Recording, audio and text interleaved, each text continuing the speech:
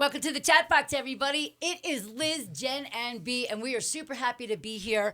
And I'm going to start off by letting everybody know that we are three individuals that are completely different with like-minded interests and values and respect for each other. But if anybody out there has been wondering what makes them think that they have any kind of sense of purpose to be on this chat box, and why do we think that we should bring in people to talk about sensitive subjects? And I'm here to say, at least as far as I'm concerned, and you guys can speak for yourselves, we've been through it. We've been through life. We've been through everything. And between each one of us, we've all been through trauma, PTSD, crazy lives. And that's why I think we are perfectly equipped to discuss certain matters, sensitive subjects, and things that are very important to everybody here in our community. What do you guys think about that? Absolutely. That's a very great description of us, Liz. So thank you for you're starting us very off like welcome. that. Yeah. So I figured, in a way, if for people to get to know us a little bit, we can go on a little round table and just give a little, a mental bio, for lack of a better word. Jen, you look so beautiful today. Oh, thank you, so do you. No beauty for me, Liz. You are always beautiful. I don't know why you don't have to work so hard you don't do any kind of... I haven't even shaved today. I feel really gross right now. Let me see. You still look gorgeous. I didn't shave today either. It's the winter season, everyone. So I'm old. It's falling out, so it's okay. So I can kick it off by saying that for most of my life, even now today in my older years, I feel like an awkward human being. I've been awkward my whole life. And I didn't grow up feeling like I didn't belong in my own skin or anything like that. I just think maybe life's experiences made me feel awkward, made me not sure if I belong. Where do I belong? Who do I fit in with? What kind of people should I be hanging out with? So I ended up hanging out with just about everybody. And in general, I can say that I've had about 6 very bad post-traumatic stress disorder inducing experiences in my life. And I grew up in a really good part of the world. So can you imagine if you grew up in a little bit more of a shady area or anything like that? So it's really not what you grow up. It's just what you're meant to have happen to you in your lives. Yeah. And unfortunately, I guess I was meant to have a lot of crap happen. But I'm sitting here because I want to help people heal in their minds and in their spirit and in their souls. And I want everybody to feel comfortable and relaxed. And the reason why we're going to have the hot seat is to give people an opportunity to express how they feel about things. And that's always based on our past and how we feel about ourselves and in our life. And that's why I think it's important to get everybody an idea as to what we're all about. Do you guys want me to start, or can I start with you, B? I'm more than happy to start. Let's start with B. Youngest first, why not? Hey. So I grew up here in the Valley, born and raised. Well, technically, I was born in Aspen. Don't fault me for that. But moved here Where's when your I was... Aspen? Yeah, right. Moved here when I was 2 and spent basically my whole life in the Valley. Went to college at CU. Some important parts is that I actually go by they, them pronouns, non-binary individual. I've experienced a ton with that as well. Huge clinical depression, a bit of a substance abuse problem as well in my earlier years that have luckily so far gotten under control, which is great. And so I've run the whole gambit of being at a major low point in my life, and I'm starting my healing journey and really coming into myself now. So I'm feeling great. Okay, first of all, I'm so happy that they, look at us, are feeling much better. And do you feel that your clinical depression was based on you were not sure how you felt about I'm sure it was a who you were, your contributing identity? factor, but also my brain's just screwed up. I have major ADHD as well. So, like, a lot of just mental illness that in itself, like, it didn't matter if I was, like, not fully representing myself in those earlier years. I think I would just had it no matter what. So, Okay. Well, that's just the way we are all kind of wired, and some are predispositioned to get depression and anxiety and go into a whirlwind of lots of fun experiences trying to escape all of that. And I'm with you on the same train. The only difference is I did not grow up with an identity difference, but I did have a lot of issues. And I'll get into mine too, but that's big and that's brave for you to talk about that right now. yeah, I know. But I think that it's more common than we give it credit for, and I feel like it needs to get a voice, especially here in this valley. I think there's a lot of problems with people, especially with substance abuse. Yes. In this valley, and I just want to say that you can get out of the tailspin. You can pull out. Yes. You certainly can, and you're living proof of that. And I know, Jen, you are as well. I just want to tell you that being non-binary in a community that's a little bit more buttoned up, let's say, it's got to be a difficult situation. But I feel like the ratio of, okay, now I grew up where queer was a bad word. Now queer is a good word, but it's hard when you were brought up learning that something's bad. Don't say that. Yeah. So It's I'm learning, changing times. but it's hard because that's like me saying a bad word, but now it's okay. But anyway, so the queer scenario here in our valley is probably 50-50 with what do you call it? Heteronormative. Sure, yeah. Heteronormative. I learn new words every day. But I think that's a really big subject, and I plan on having an entire subject. Oh, I would be more than happy to talk about it more. And, Yeah. and I think, luckily, we're living in a time that it's definitely getting more traction and more eyes on it. Yes. And there just came out a new study. Almost 20% of Gen Z identifies as part of the LGBTQ community. It's only 20%. I really thought it was almost half at this point. Yeah, I think it's around 20-25%, which is pretty darn good. Like It's 1 amazing. in 4 is And that's is the pretty vocalized crazy. That is the people. vocalized. There's still a ton of people in the closet. That's and sad. Coming out here, which is sad. I must say the Vail Valley has been extremely welcoming. We have a great sort of We have community. Mountain Pride. Yeah, Mountain Pride and Pride in the Park. Yes. And I only felt very welcome up valley. It gets a little bit more dicey when we get into the ranching and farming communities down valley, but that is a-okay. Yeah, I'm not expecting to, get no pushback from anything, but that's brave too. yeah. You know what I mean? And the truth is, society can conform. Society just has to make its decision as to whether it wants to be open-minded and caring and, nurturing on everybody. Yeah. So it's really up to the people. It's not up to you anymore. You are who you are. You know who you are. You feel great about who you are. Yeah. And you have such a great support system around you. Absolutely. With that said, it's up to society to get their crap together. Exactly, Yeah. but we're making good strides, I think. So, I think so. it's feeling a lot better than even 5 years ago. So. Oh, gosh, yes, exactly. Well, I mean, when I was growing up, people didn't talk about it at all. Mm-hmm. You know what I mean? It was like the first person to lead the gay pride parade in New York City was my brother-in-law. And then we're talking like amazing. the 70s, I think that was. Anita Bryant days. And you guys were like, who's that? But older people know what I'm talking about, but I really give you a lot of credit for being super courageous and being proud enough to talk about who and what you stand Well, for. I love it. I love it. I think Well, you're thank you amazing. very much for giving me this platform as well to do Oh that. my so. God. Now we just, for people like me, and Jen, you're a little bit better because you're not as old as I am. So like the pronouns, I just, sometimes I'm really good. And then sometimes I fall off the pronoun parade truck and I have to get back on it because I forget. Yeah. And then I feel like, how sensitive is that towards somebody that is non-binary when somebody who knows it keeps forgetting, that's annoying. But when somebody who does not know, you're not offended. No. Everyone's learning, and I always like to give people the benefit of the doubt, always. Yeah. And I only want to know that you care enough to try to Right. change or to work on it and do all that. So as long as you're trying and making an attempt, that's all I care about. So I don't care if you screw up. I love that. You're amazing. And this is why we have you here with Yay. us. We love you, B. Yeah, I love you guys. All right, Gen Z. No, you're not a Gen Z. That's I'm for not. sure. She is perfect in every way. Now, I want to know, I've known you for some couple of years now, and I know all this good stuff about you, and you have this big heart and this great spirit, but I feel like you've been struggling for a long time, and you're finally coming into a place where you're ready to explore and jump into life full force. Am I right?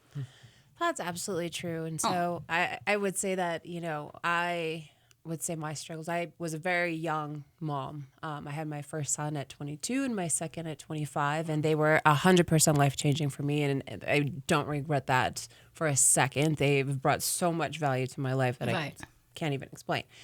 However, for me, being a single mom of two boys, for my, the greater part of my 20s and 30s, I've always been in this fight or flight mode of survival and trying to make more money and try to provide for everybody and make sure that they have the experiences that they need. And so I've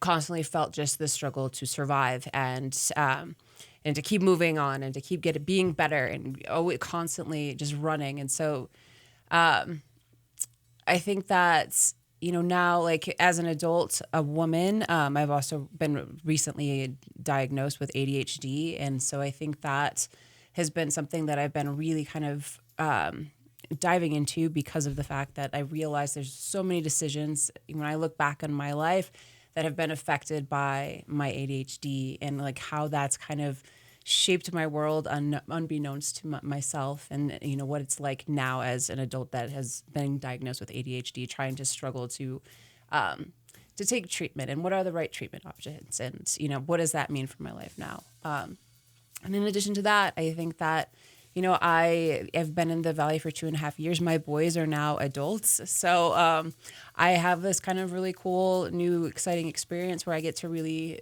like you said, find myself again. And so, I've been jumping into lots of different activities and trying to be as influential and in depth into the community as possible, because I love the Vail Valley. And, I feel like the 2.5 years that I've been here, I've really found my people and my family. And, I think that the more that we reach out and connect with each other, the more there just seems to be such this big potential to rebuild the village, which I feel like for so many years I've been missing, as a single mom. Like, I've always felt like this isolated being. And so, So no village idiots, just maybe it takes a village. It takes a village. I like that better. Absolutely. Yeah. Yes. But I think that you have so much grace and class and the way you carry yourself, and you wouldn't know that you have ADHD unless you are very close with her, because she's late for everything. And we've discovered this is part of the reason why. I do have a very important question for you. Do you feel like, now that you know that you have ADHD, do you feel like you are actually changing your patterns in life and the way you respond to certain scenarios and the way you make decisions? Do you feel like, now that you have a handle on what your situation is in your mind and in your brain, do you feel like it's changed the way you approach life? Yes and no. I think a lot of it is like, I think more so just like, yes, like I've been putting in structures and learning structures to deal with the ADHD. But in a lot of senses, it is the kind of what I just described, of that feeling of constantly playing catch up, where I'm constantly running through my day doing 10,000 million things at the same time, because my biggest issue is that is prioritizing like what needs to be done, for any given task. And all of my personal life tasks, my work life tasks, the things that I need to do for myself, they all bleed together in a way that I have the hardest time separating those and prioritizing them. But now in any you given feel day. a little less anxious about it, because you know that it might be complicated in your mind because you have ADHD too. Yeah, when I first got diagnosed, I just gave myself more love. Yeah. Aw, Like I stopped beating myself up as much about it. Oh my And- God, that's Yeah. huge. Yeah. You too? Absolutely, because it was just like, oh, okay, this is why. Like, it's not that I'm just, having... I'm just a terrible person. Right, exactly. God, you guys at least have an excuse. I am just a terrible. I haven't been diagnosed with anything. I'm just screwed up. Well, You are not. ADHD, especially in your age group, Liz, is notoriously underdiagnosed. It's really dementia, is what you're trying to say. Come on. If it's not ADHD, maybe. They start bleeding into each other a little bit. Why am I here?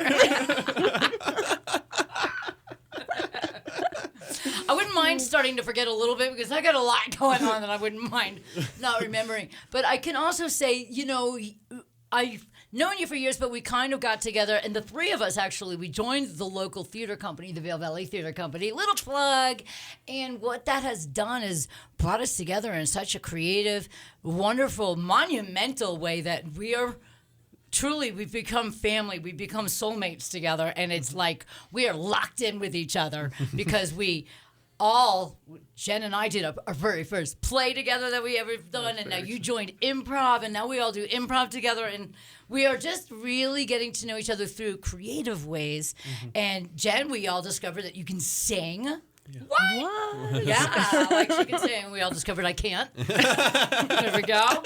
But it's really neat how when you can find something to grab onto in your community that other people and like-minded people are joining together in, then you find your place. You find your people. You find your happy Absolutely. space. Oh, absolutely. Yeah. Absolutely. And I think for me, it was something that, weighed really heavily. And I think having ADHD was actually contributing to this feeling of isolation, because when I would feel overwhelmed, I would shut in instead of reaching out. Okay. Yes. And basically, obviously, that just increases the isolation. Sure. And so I think being part of the theater company was something that made me just put me in touch with so many people that are going through exactly the same thing, or have these kind of issues. And even that combined energy of all of us together was just the most amazing thing I've felt in, I can't even tell you how long. And I was just like, oh my gosh, yes, this is what I've been looking for. And and finally, it's here. And it's just been such a new foundational platform for me Sure. to where I feel like this is a beginning of something new and amazing and creative that we're all going to build together from I here agree. on out. And I think you just nailed it. Something new and beautiful to be involved with and to create together and to emote together and to, nobody in the theater company or in our group of friends now, we don't judge. We don't hold anything on people. And we all try and stay organic with each other, which I really like. I don't like games. I can't stand games with people that feel like they have to just play with you or your mind, your situation. It's just, we are not that people. And that's not going to happen with us. And I think we all know that, and it's something really nice. But you can feel that in people's energy, Yes. I can. Oh, yes. I'm I think part of ADHD too is we're very sensitive to people's energy. It's kind of being empathic in a way. It A little is. bit, Yeah, absolutely. for But sure. unfortunately, I'm like you guys, and I thought I had it, and so somebody said I had it, and I tried the ADD, and well, we all know I don't have it now because Liz almost climbed. I almost scaled a building when I tried The Adderall. So forget that. That was not my issue. It's more like an anxiety issue, and anxiety is close to that because you are all jammed in your head, and when you think about something that's coming up, you immediately get nervous. You start getting stressed. You start getting panicky and it's stupid. I mean, I shouldn't say it's stupid because everybody goes through this, but you feel dumb. I feel dumb when I'm going through. I'm like, why am I so mad that I'm worried about something that's going to happen in 3 hours? Absolutely. Why am I all like vomitocious over it? Well, and for women, it goes very much undiagnosed. And for me, my first diagnosis was anxiety and depression and not the ADHD. And so they put me on anti-anxiety medication and depression meds. And So you were just high. basically, I mean, I didn't get into the depression, but I took the anti-anxiety ones, Okay. and those were actually helpful. But I realized that it was the ADHD that was causing my anxiety and then the depression because I wasn't getting things done. I was struggling to understand what was happening in my brain. Sure. And then that was just causing oh my gosh, I'm not meeting these deadlines. What's wrong with me? Why can't I sit down and focus? And then it'd be depression, missed deadline, you suck, you're a failure. Yeah, totally. What is wrong with you? Yeah. And so But at least you know what triggers all of it. You guys actually, I mean, it's important to know that there's nothing, first of all, there's nothing wrong with you, and everybody's brains are wired differently. But the fact that you guys actually have been diagnosed with something that gives you an answer as to what causes your anxiety and your depression is huge, because then you can work on it from there. There's other issues, underlying issues that take place for people that don't have ADHD but still have anxiety and depression, and that's usually working on yourself and having Absolutely. incidents that you haven't dealt with properly. So if you don't do that, and if you don't do the work, you find yourself on a downward spiral doing drugs, Yeah. being debaucherous, and and just ending up in a place that you don't know why or where you are and what's happening. And then you also think, how do I prioritize all of a sudden? I don't understand why I'm in this position. Why do I feel this way? Why am I this person? Why? Well, we all have the answers. We just have to really open our minds and dig deep. Yeah. well, and in my case, sometimes I feel like everything's a priority. There's nothing that can be and I don't know if that is part of the ADHD or the anxiety that you comes think along it's all with the it. same level It's of all and that's why I have priority. the trouble is because it's no, I need to do this now, and then so I start doing this, and I'm like, oh, this will only take me 2 minutes, but then it's the other side, devil, pulling me the other way, no, but what about this? And so there's a lot of just times where I feel like I'm going in circles trying to figure out because everything feels equally important, and then I feel also my time clock in my brain is broken. So it's like, I think. The time blindness is super real. Wow. Yes. So like I'm like, oh, I'm just gonna work on this for like 10 minutes, and then it's like a half an hour, and then I freak out because I'm like, oh my god, it's been a half an hour, and then so I'll abandon that task to do something else, and so it's Okay. really just it can be madness and It can be chaos. daunting, Absolutely. I'm sure. I can only wonder if some sort of organization for you all would help. You know, like a calendar or a book or something that. Or medication. Or medication, you know. But what I'm saying is like prioritizing things. If you feel like it's all the same level of priority, but it probably isn't. If you were to write it all down, you could probably say, okay, this is probably more important than this, because you can like maybe angle out everything and then have an idea of your day. And if you say, okay, well, this You I just need got to have for- remember to use your calendar every day, That's true. Really? Which which is really hard. Which Wow. also requires Okay. dedicating time. Don't worry, Liz. We've been living with this for a while. That's usually the first thought about suggestion. that. Really? That's insane. I mean, to me, I feel like problem solved. Get a diary or something. But no, I guess that's also a daunting task for you. Oh, absolutely. That, Absolutely. Like even just taking my medication, that Is difficult. oh, it's so hard. Like just the act of remembering. doing it. No, just the act of doing it, but just remembering to do it. And like sometimes you wake up in the morning, I'm like, did I take it? And then you double dose, and that's not great either. And you're Exactly. climbing out, then you're scaling walls. Like, Yeah, exactly. So it's So- really what about, okay, unless this would cause more anxiety, little alarm, little, yeah. And then we have alarms. like, I'm wondering would that set off even more alarms for you? Like, maybe like on your watch, like, ding, okay, it's 6 o'clock time for the happy Well, pill. so Or, this is part of my issue is that there are a lot of options out there. Like there's this app called Motion that like is supposed to like redelegate your tasks like if you don't finish them. But it costs money, and if you know everything that they're trying to sell us for ADHD people, it Yes. costs money, and That's so so it's silly. That's part of a problem because it works against the way our brains work in the first place. Sure. Where Right, yeah, that makes sense. It's just throwing more stuff at you. yeah, And you don't want to pay for something that's only going to cause you more grief or distraction. or you use it for 2 seconds and then you don't follow Right. through with it. You know. Yes. I still think I have it. Everything you describe, I am that person, but yet no. Well, maybe you just took too big of a dose just- last time. Not gonna lie. Like Just Honestly, diagnosed I thought yourself for on sure life. you had ADHD just meeting you.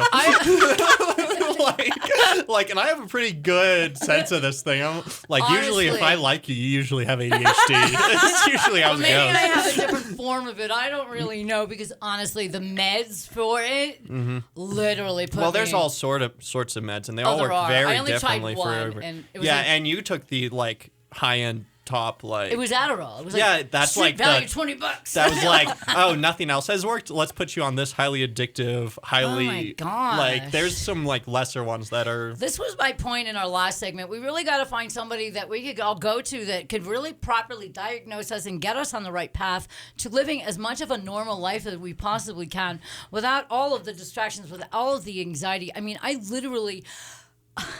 get like this. I'm not being anxious. I'm just trying to show you guys that I get overwhelmed to the point where I almost can't breathe. And then I get super stressed and I start to shake and I will hyperventilate. Yeah. And it's all because I have to go take my fucking 14 vitamins that I have to take at 11 a.m. And if I didn't take them by then, I'm going to like, oh, my whole day is going to be screwed up. Yeah. So I feel like I have all this, but it ain't it. I don't know. We're not really sure. But I really think you guys are super brave for admitting that you have things because a lot of us walk around, you know, just in our world and we struggle. And I mean, just so I can give you guys a little bit, I'm an open book, but I have a lot. And I don't want to get into it all right now, but I can just tell you that I've experienced abandonment. I have experienced sexual assault. I have experienced violence. I have experienced guns in my face. I have experienced suicide. I have experienced a murder. I mean, that's just a couple of things. I've experienced stalking. So basically, I've really experienced everything faced worse than death. All right. So when you are a person that I really feel like there are people that are put on this world to experience a lot and all of it, and then there's people that are like, la di da di da, I have this freaking life, and it's like just joy and peace. And I mean, I'm not saying everybody goes through something. I think we all have at least one traumatic experience in our life, but people like me that keep having it over, like at first I was like, what's wrong with me? Why did my mother leave me when I was 3 years old? Why did this guy attack me? Why is this person assaulting me? Why is this guy doing this to me? Why is this person hurting me? Why is all this stuff happening? And y'all think it's, it comes back to like, what's wrong with me? And really what it's truthfully not, it's not. Yeah. It's not us. It's just our situation that we ended up in life. I mean, some of us are put on this earth to be strong MFers and to take it and to hopefully help people down the road. And I think I'm at the position in my life now where I can maybe give somebody a little help, a little bit of easement, a little bit of relaxation in their mind, that they're not alone. They're not the only person that's experienced something bad or unusual or weird or indifferent or anything like that. We are all somebody that's been through something. Some of us a lot more than others. And I don't know why some of us have been put on this world to just taking hit after hit. I mean, and then you think everything's all cozy and good, and then something else just comes up. I have just learned to really just basically, my backbone's like a metal rod, you know what I mean? It's steel. And I have learned to really be my own person. The only person that can save me from me is me. The only thing I can benefit from myself is my self-love, my self-nurturing, and the people I surround myself with, where I can actually feel safe and secure. And it doesn't matter how old you get. All the things that you've been through live with you in your whole life. And if you don't do the work, then you're never going to really feel good about yourself, and you're never going to understand why things happen in this world. Why is there so much darkness? Why is there so much ugliness? And why do some of us have to experience it while the others just live this bougie life? Yeah, what the hell? Sorry, especially here in the valley. Well, it's everywhere. I mean, even in my own family, my sister has a charmed life. I call it a charmed life. Really, nothing has really been highly damaging in her world. She fell in love young, married young, and the guy's brilliant. They turned out to be uber rich, beautiful kids, the house, the whole thing. And I can't think of the hardest thing that they've ever had to be through. And then I remembered, okay, her first pregnancy was ectopic. So there is something in everybody's world that causes them to feel a little blue or a little grief or a little loss or whatever it is. But that's like, I had to dig for that for my sister, and it was like going back. Yeah. And I love her for that. You have to remember, too, that, like, everybody experiences pain in a different way. Right. And so, like, what hurts you at a level 6 might be, Absolutely. a level 2 for somebody else, and vice versa, And, Yes. like, I think we're all human. We all experience depression and sadness, and it doesn't matter what necessarily triggers, what the trigger is to create that feeling. We still have that, and we still feel it. Like, I don't know, a classic example is it was Marilyn Manson. Like, they say the worst thing that ever happened to him is his dog died. And, like, that's what, like... That's it? Yeah. But, okay, but then I cried for 2 years when my cat died. So, well, right. So it can be traumatic more so for some people than others. That's what I'm saying. Like, trauma is trauma. Like, a trigger can be any various things, right? Right. Like, So we have to be sensitive to everybody, even though I think, oh my God, you got to get over that because look what I've been doing. That doesn't matter because everybody, like you said, everybody has levels of dealing with scenarios and situations in their life. So that makes a lot of sense. So we have to be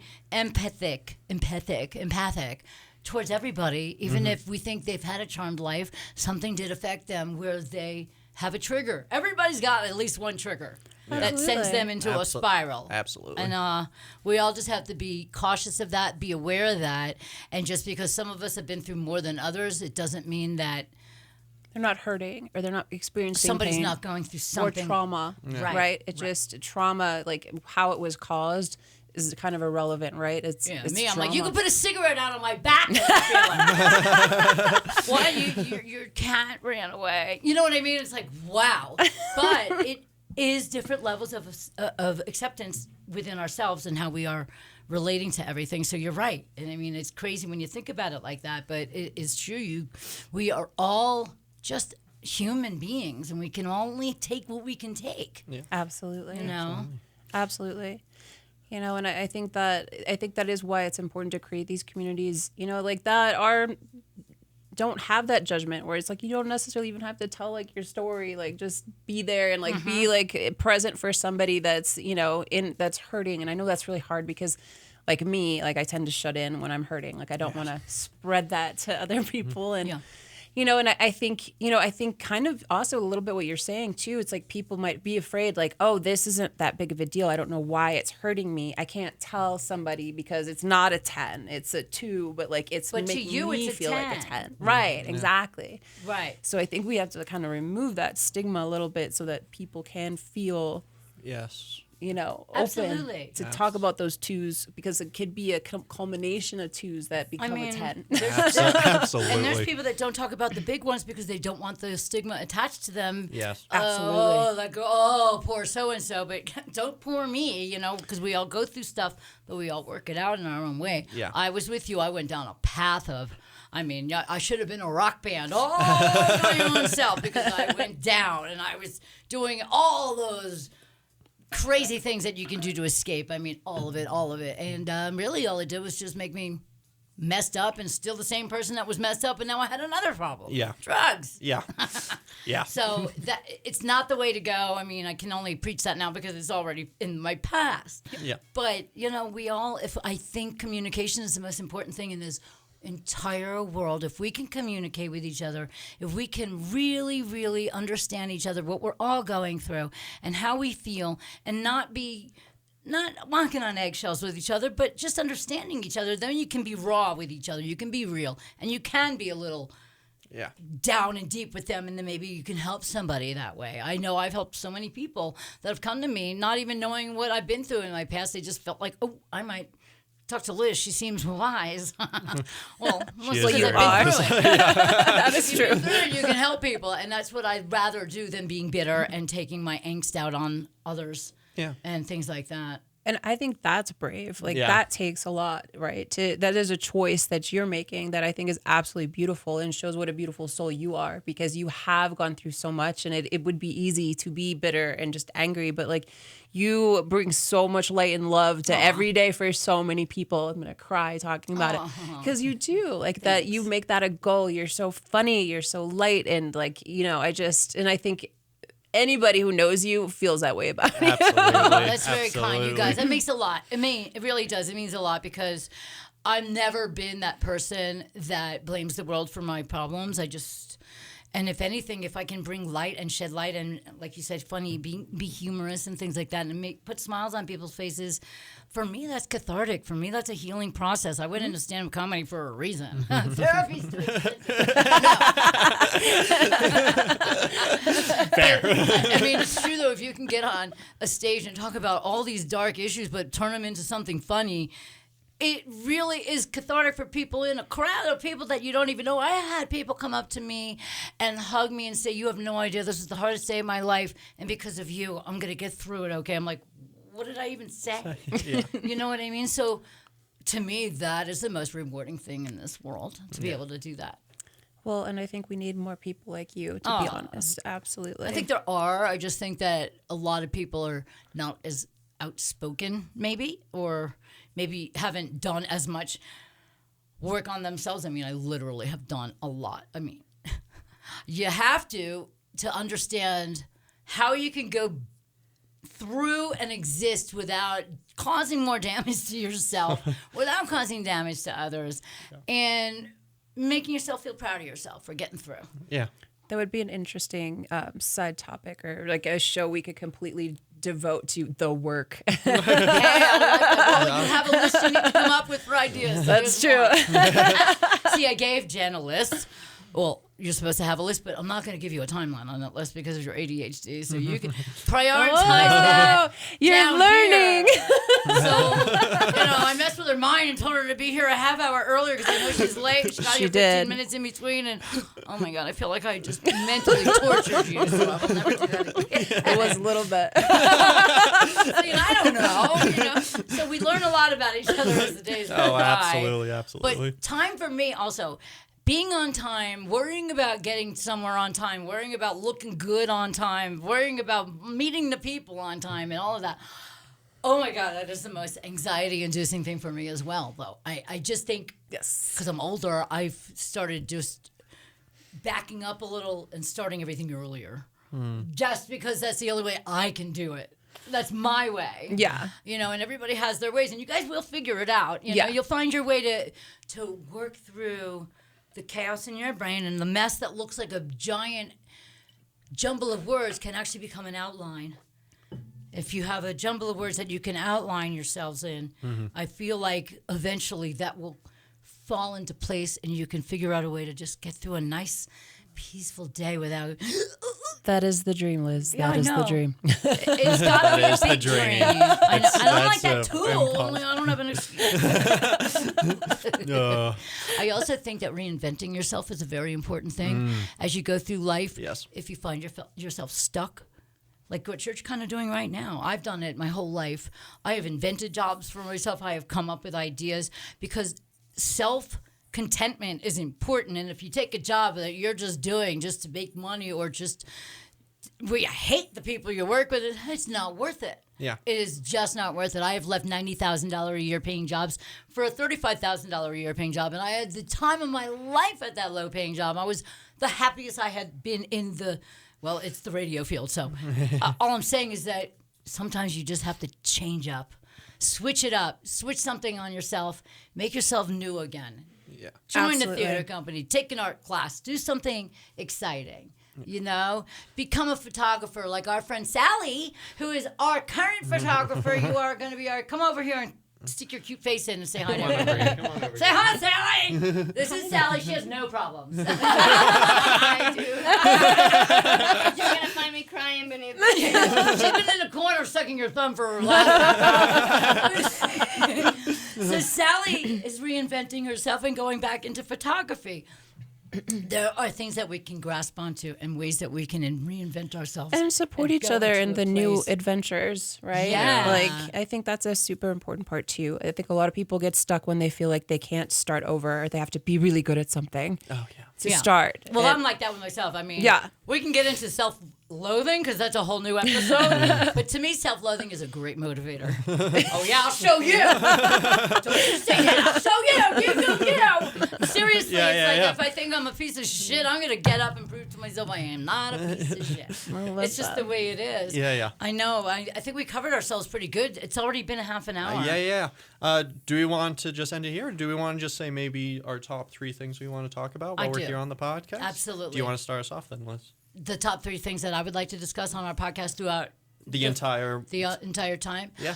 Yeah, I think that number one, I would like to really get more in depth as far as getting into our emotional states and the state of society and the way humanitarianism is right now. I think it's all broken. So I think I'd like to help a little fix on that. I think that's important. I think I want to shed light on what we talked about earlier about the community and how we accept people and others and things like that. I also want to bring light to the locals that beam and the locals that provide so much support to our community. And I want to bring those people in and shed light on them. And then I want them to sit in that hot seat and take a topic that Jen's going to pick each week and that we are going to fire them up and get them all rallied up to talk about whatever they want to talk about. I think that that's what we should do is have a sense of purpose here and to bring light to everybody in our community, all the values and things that we would like to instill. Oh, I love that. What about you? Okay. Top 3 things. One, well, I want to talk more about ADHD and try and help people who have it and to know that they're not alone. I want to talk a bit about climate change. I know you guys are both probably a little too old to be affected by that, but What do you mean? Like we'll be dead and gone? They're still not going to just regenerate on their own. Figure this out. but that one seems very important to me. Okay. And then last one, just talking about LGBTQ issues and especially some of the awfulness, especially this election year, how Ew. spooky it is for us in general. God, I It's wish I very could spew terrifying, off on so- how I feel on that, but there's so much division that, like you said, I'd like to have us have good conversations about it and maybe come to good points of views and where we can each understand each other as opposed to fighting. Absolutely. Yeah. What about you, Miss? For me, I think I am very much aligned in meeting our local superstars and celebrities and really highlighting them and, you know, just really kind of being like a platform for our community. I think that's brilliant.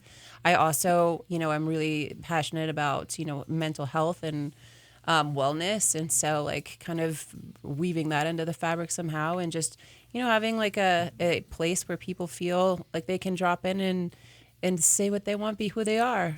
That's perfect. That's exactly, I think we all are on the same page, and that's why we are the chat box. But I really think that all the points that we all made today, we're all in a line with each other, which is super cool because we are different generations of people with different minds, clearly different gonna upbringings. die before climate change happens. So I mean, my God, lucky us. I'm going to be swimming with the fishes before anything happens. Oh, my God. Sorry about that. Sorry about All right, I'm that. going to get my cane, my orthopedic shoes. I'm going to get myself on out of here. Oh, my God. Don't creak too much What on was your way my out. name again? I can't hear you. All right, so the next host, after I'm dead next week, will be big. You may recycle me, okay, everybody? I am compostable. Yeah. Or clone you, Liz. Are you under a tree? I am compostable. Thank you guys for listening and watching, and this was a wonderful topic. I'm glad that we got to do a subject where everybody can get to know us a little bit, and now they can understand why we are doing what we're doing. We're going to bring light to so many different subjects here in the Valley and bring our community members closer together, and we're all going to communicate properly. Yeah, I love you guys so much. Love you. You guys be safe, happy, and wonderful. From B, me, and Jen. Happy chat box, everybody. Happy chat box. And Sally. Sally. Sally.